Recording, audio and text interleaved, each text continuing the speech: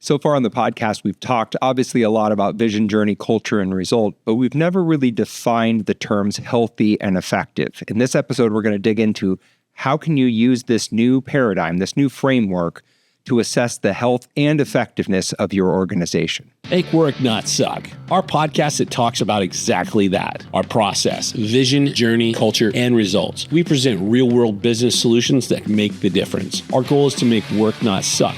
Hosted by Ryan Hodges, co-host Daniel Steere. Join us each episode and make work not suck. Welcome to the Make Work Not Suck podcast. Okay, so we got vision, journey, culture, results. Yep. So let's talk about health for a second. And those four, vision and culture, are what comprise of health. Okay, so like the vertical axis, if you're looking at the wheel. Yeah, vertical axis of the wheel. And what that is, you got your belief side and your social emotional. So it's what you believe you're working towards, and then how you operate as a culture, as a team. Sure. Okay. And so the more aligned the culture is to the vision, then the more healthy you are, because it means everybody knows what the vision is, and we know how and what we believe our core values to be, what we believe our vision to be, right, and how the people are actually living it. Are they actually believing in the vision? Are they actually living the core values and holding people accountable to those behaviors? Yeah, as a tribe, so to speak. That sounds like a healthy organization. A healthy organization. The more aligned those are, the more healthy you are. Yep. It's just like a marathon race. I think we used this in one of the earlier episodes. You know, if you're 400 pounds, you're not going to run a marathon, right? Right. I mean, you're not going to run it very well or a huge time. I mean, maybe, but I don't think so. More than likely not. Perhaps somebody has, but they probably paid dearly for that. So if you want to run a marathon with a good time, you've got to be healthy. Yep. You've got to lean yourself down and do the things to get there in order to actually run the marathon. Sure. Right? So that is what health is. And then the other one you said is effectiveness. Right. And that is the horizontal axis, which is the balance between journey and results. Again, same thing. You want to drive the two together. You want your journey to be in harmony with the results in a way that the SOPs are delivering the results you want. Right. And the results are indicative of the SOPs. When those are not in alignment, that's an ineffective organization, because it either means you're measuring too much or you're processing too much, but you're not either getting, the processes are inefficient or the results aren't getting hit. So the more in alignment the KPIs, metrics, et cetera, are in line with the SOPs, the journey, and the experience, the more effective the organization is. Now, here's a crazy one, is you're never more effective than you are healthy. Out of thousands of organizations we've run this through, never had an organization where their effectiveness score was higher than their health score. Interesting. Because I've run this with both for-profits and nonprofits. Now, I don't remember the numbers on everything, and so maybe my perception is off, but my gut feeling is that nonprofits oftentimes tend to be more healthy, right? They've got a really compelling vision. They're going to change the world, and they've got a great team. They all love working together, but they have no strategy, no processes, and they're losing money hand over fist, and they're going to go bankrupt here any minute, right? I see that a lot with nonprofits.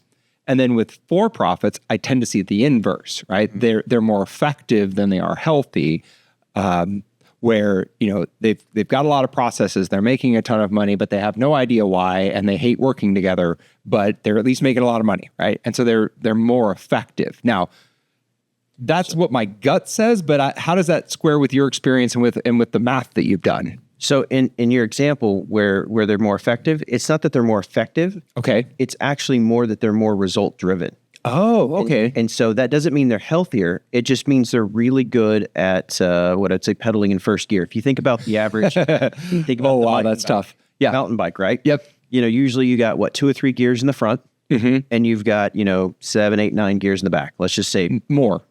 More gears. Well, just for even's sake, let's say 7. Okay. I don't know if that's right or not. But let's go 7. We'll go with that. So typically a An unhealthy organization would be in the first gear on the front gear. Yep. And they could be at a varying gear in the back.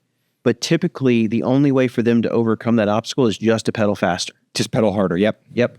But in an unhealthy organization, what they try to drive effectiveness is they'll just try to pedal harder. Mm-hmm. But what that really means is you end up burning your people out. Right. And then what happens is you have some turnover, and then you bring some new people in, and you get them on the bike, and they start pedaling for 12 to 18 months, and then they burn out. And you might peak. You might peak for a slight period of time. Okay. Over the health mark.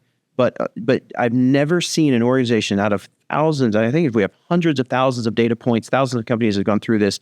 We've never seen one where it actually is above. Okay. You might have, if you look at an individual, they might actually score. Sure. On an individual level, I can see that. But there's always been people that have been in the organization for a longer period of time, and they'll bring the averages back down. Right. Because they're feeling the pain. Okay. So if you go back to our mountain bike analogy, when you increase the health of the organization, it's like clicking that other gear up. It's where the leverage is. So then now you're in second gear in the first gear, in the first set of gears. Right. On the front wheel, not the back wheel. Well, it's all powdering the back wheel, but yeah, that's true, I guess. it's just the first on the set of pedals. gears. There you go. On the gear, the gear on the pedals.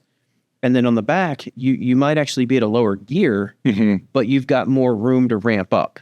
Okay. So if you can increase the health of the organization by 10, 15%, you can actually have an inverse exponential impact on the business, because if the people are aligned to the vision and the culture, then it adds meaning to the journey and the results. If there is no meaning to the journey and the results, you really have anarchy. You don't have autonomy, you have anarchy. Right. And so that's why typically you never see a score. I've seen scores get very close. Okay. But typically if they're very close, the organizational health might score at something like a 68.7%. Okay. And the effectiveness will be at like 66%. And what they'll try to do is they'll go, we just need more process. And it's like, well, hey, you know what? If we actually just align the culture and the vision, we can actually increase the effectiveness score by 10% just by increasing the health score by 3 to 5%. Interesting. Because people are more aligned.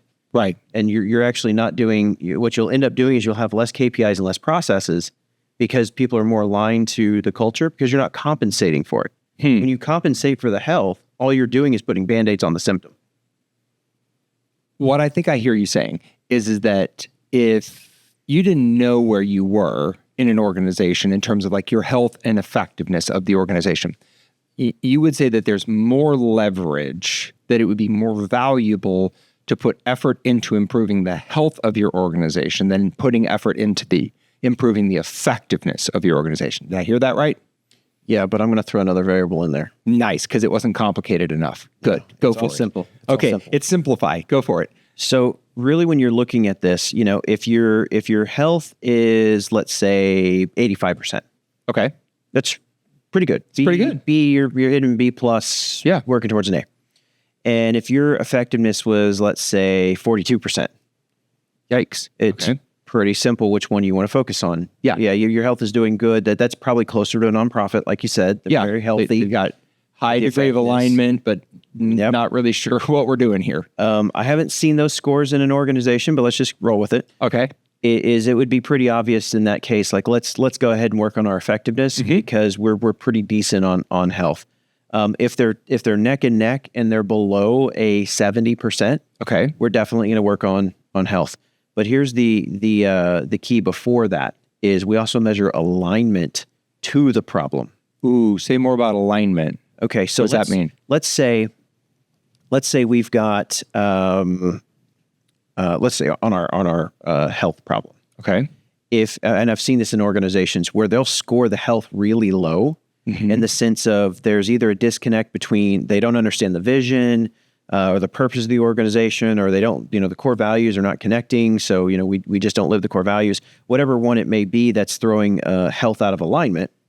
I guess maybe I should add that too is your vision side of the health score could be really high and your culture could be really low. And what we're measuring is we're measuring the gap. We're not measuring the scores verbatim. We're actually measuring the nuances in the gap. Again, we can get into that in another episode. But what we look for in alignment is how aligned are the people to the problem. So if you have a low health score, and I've seen this a lot. I've seen health scores be in like the 40s and 50s. Yep. But the alignment to it is like 85%. So what I think that means is that we all agree we're terrible at this. Yes. Okay. We all which is agree. different than we disagree on how terrible we are. Yes. Right. Which is a different one. So if you have a high alignment and a low score, then it actually makes it a lot easier because everybody is willing for change. And really, in those scenarios, it means somebody is playing to their strength at the expense of their weakness. Mm-hmm. And then I guarantee you the platform is going to say, hey, by the way, here's the one thing you need to do and how you need to do it. Right. And as soon as you go, oh, duh, I should be doing that. Yeah, that makes a ton of sense. It's not that people don't know how to solve their problems. They just don't know which one to solve. So we tell you which one to solve. And then all of a sudden, because the alignment score is so sky high, change happens easy. Sure, because we all agree on what the problem is, and now we can fix it. Whereas in the inverse, if we've got a bad health score and low alignment, we're all trying to solve. We all think we should solve a different problem. Right. Which then the platform turns around and says, okay, here's how we get everybody in alignment, Right. so that we can increase the health You've score. got to get people aligned before you're actually going to get change. Which ironically says you have a vision problem. How does it say that? Because if you don't know, if everybody's out of alignment, nobody knows the vision. Makes it pretty simple. Yeah. No, that makes sense. Yeah. And so in that alignment is not only in health, it's also in effectiveness, because it's how aligned are we to the problem. Because a lot of people will feel it's like, man, we've got all these KPIs and we should just be hitting them, but we're not hitting them. We just feel like we're not getting there. Right. And I feel like it's this. Okay. Well, again, part of the algorithms and the data behind the scenes is it can depict all that and basically, no, you've actually got a journey problem. And, if everybody says we feel this one way, through the math, it can come back and say, no, you actually have a journey problem. You're all really aligned. Right. Because this goes back to the conversation we had earlier where you've got one person on the left, one person on the right, both staring at each other, but they feel like they're staring side by side. Right.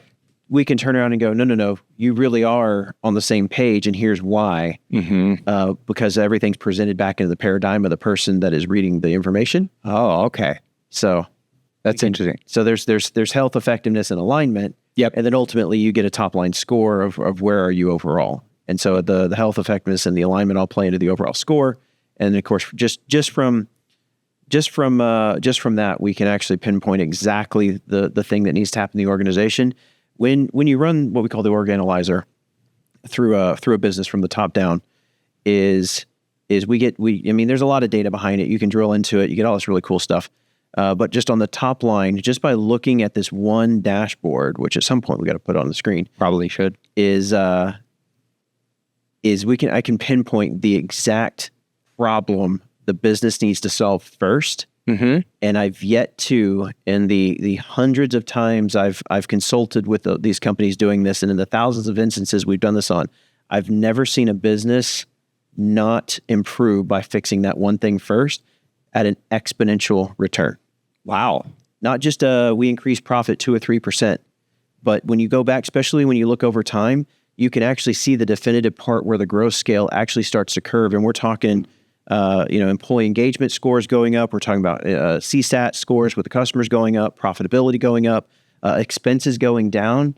There's also good steward of resources, right? Sure.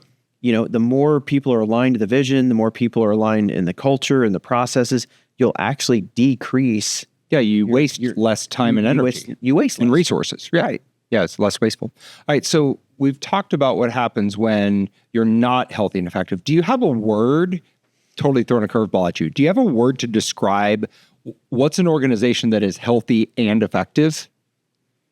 A word? Like, how would you describe that?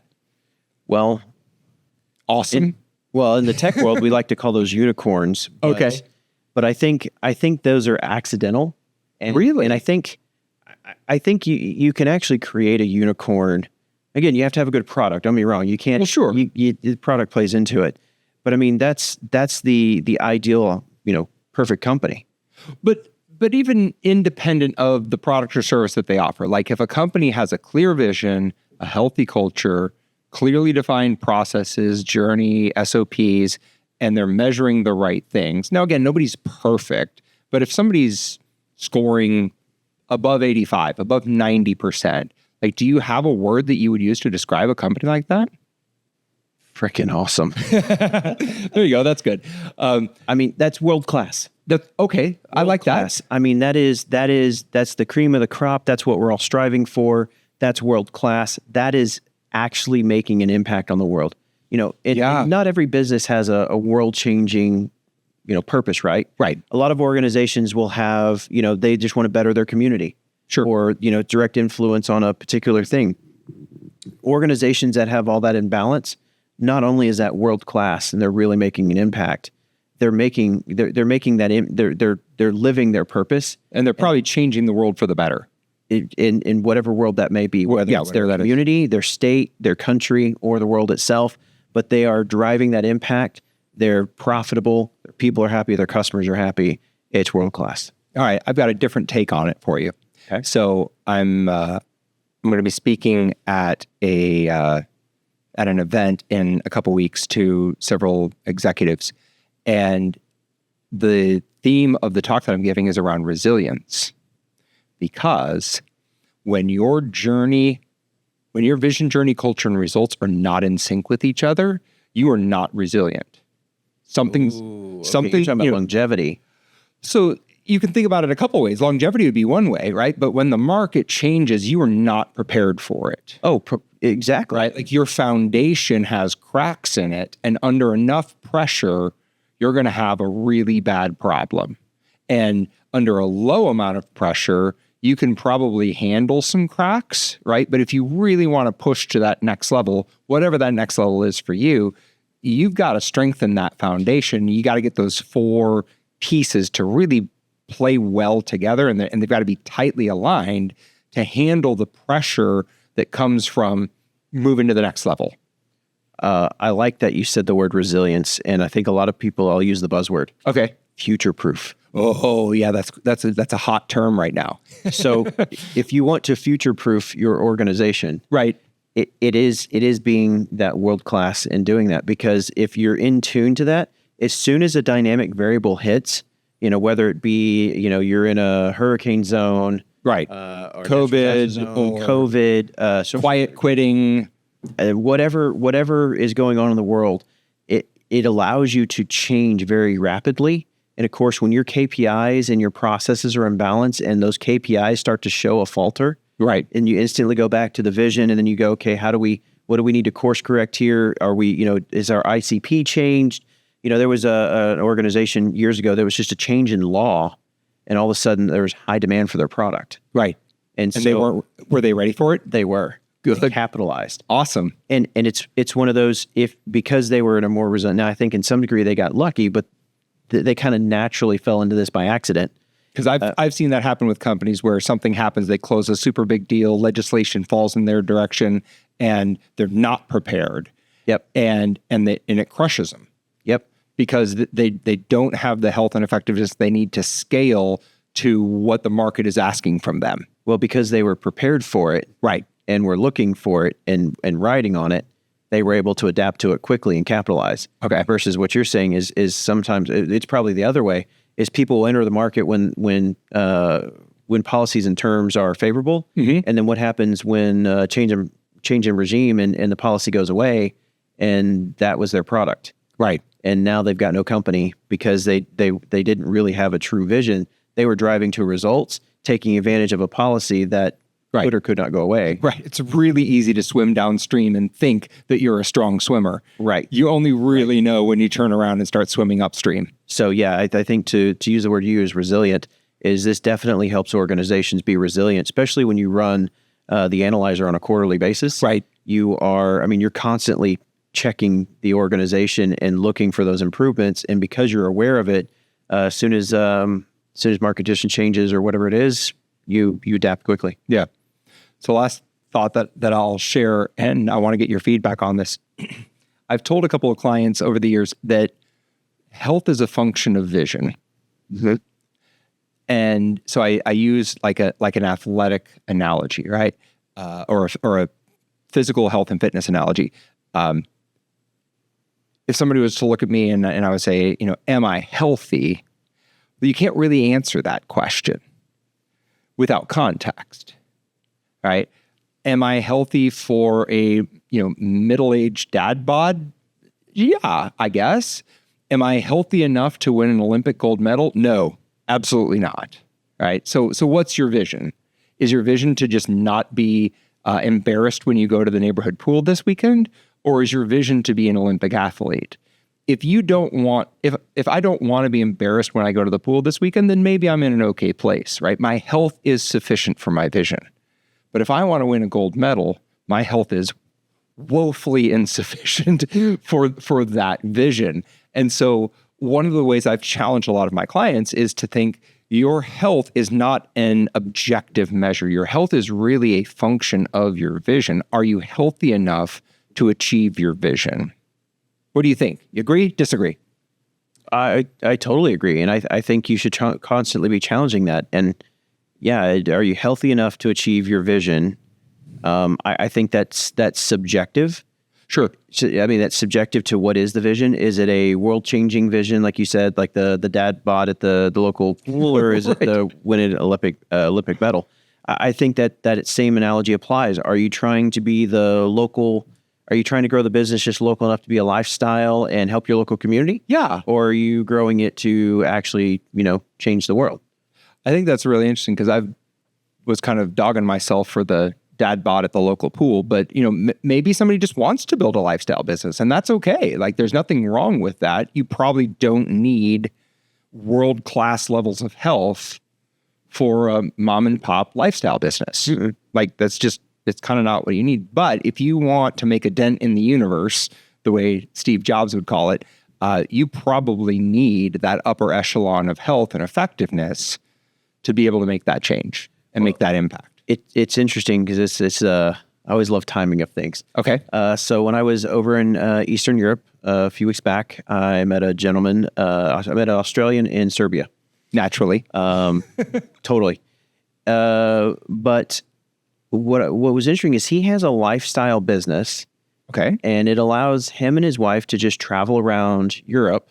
The business is out of Australia, but they travel around Europe. Australia, not Austria. Right. Australia. Got it. Okay. Down under. Yeah. Just Land of Oz. Just got my map out to make sure I'm keeping track of all these locations. Keep going. And they travel and tour around Europe, mm-hmm. and he can run the business completely remotely.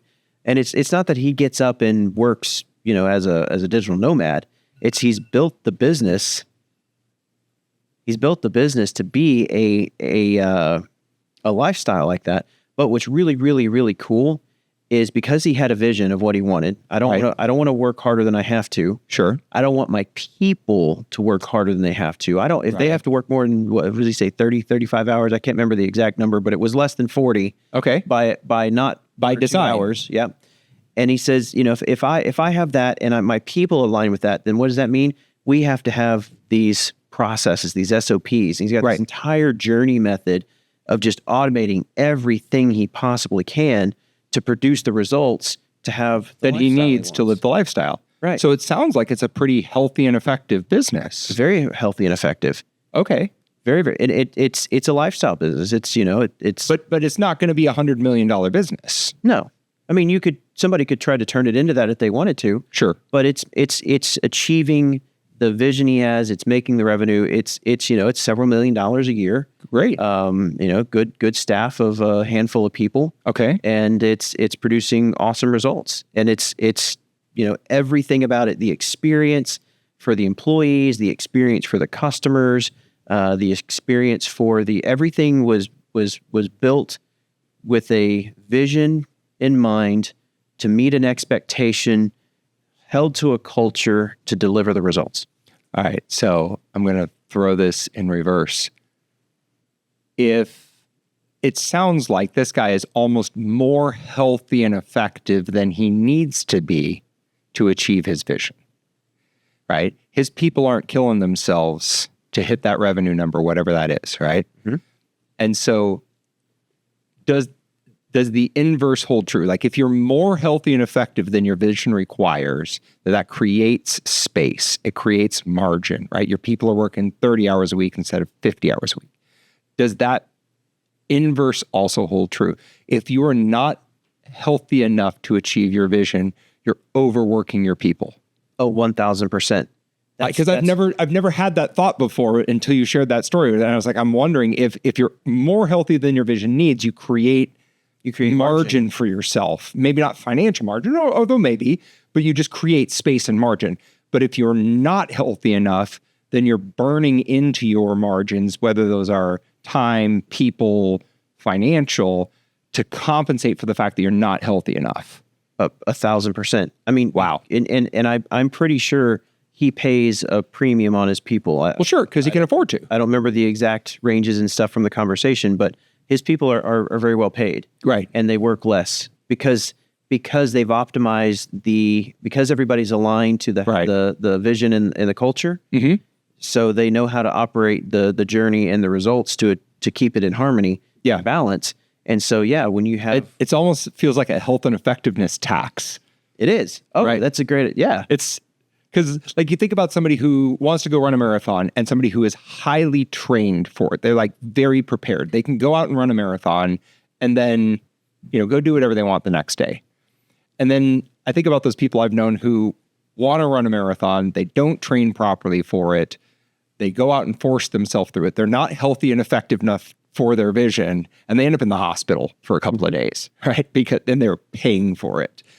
And I wonder if that's almost the image here of if you are not healthy and effective enough for your vision, you can brute force your way to it, but you will pay for it in some way, shape, or form. Oh, totally. And you think from just the average personnel standpoint, the 50, 60-hour work week has just become de facto standard. Right. Because we're just compensating for the fact that we're out of balance. Right. So the 40-hour work week is just, there's companies I've walked into and they pride themselves, our people work more than 40 hours a week. Yeah. Yeah. They're almost proud of it. They're almost proud of it. And their people are just worn out and thin. And guess what? They want more money. Sure, hey, I was told this salary for 40 hours. Now I'm working 50, 60 hours a week and I'm not getting any more money. So you get disgruntledness, right? Right. But I think you called it there. It's a tax. It's a health and effectiveness tax that most organizations are paying and are probably not aware of, or in some cases they've even become proud of. They've become proud of.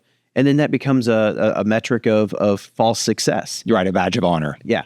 And when the market is favorable for employers, you can churn through people. You can get away with it. But when it's in favor of employees, that's where you get all the stuff you see in the news and the articles. The quiet quitting. Because the market, it was favorable to everybody needed a job. Right. So everybody was just putting up with it. When the market shifted the other way, basically said enough's enough. And then all these companies are struggling. And it's because nobody can hire because the employees aren't willing to pay that tax anymore. But if you want to know something interesting is sometimes that happens out of accident. I think most small business owners, medium-sized business owners, they don't really want that. They're not stuck. Bad. They're not bad people, right? They didn't wake up saying, "I want to be a slave driver today." Right. They want to get out of it. Yeah. And so what I find really interesting is anytime we go into an organization and we start doing the assessment, and they show that they care and they're trying to work towards something better than that. Ironically, the health gets a little better. Yeah. Just for the pure fact that you're showing that you're trying. Better. Yeah. And then when you actually do the thing. Right. That you see you need to do. Health increase more. That's all. Which then guess what? Right. Effectiveness follows. Right. Because now we're focusing on the right thing. We're heading in the right direction. It goes back to the Armada boat analogy from the other day is now all the boats are in the same direction. And, it's an armada on Central Park, which one day I still want to do that. I want to see an armada of boats on the little lake in Central Park in New York. Let me know when you go. I'd love to come see it. All right. Well, maybe this podcast gets big enough. We'll do a meetup and we'll have enough people and it'll be crazy. Love it. Let's make it happen. All right. Work sucks when you're paying a health and effectiveness tax. If you want your organization to become more healthy and effective, check out the resources on our website.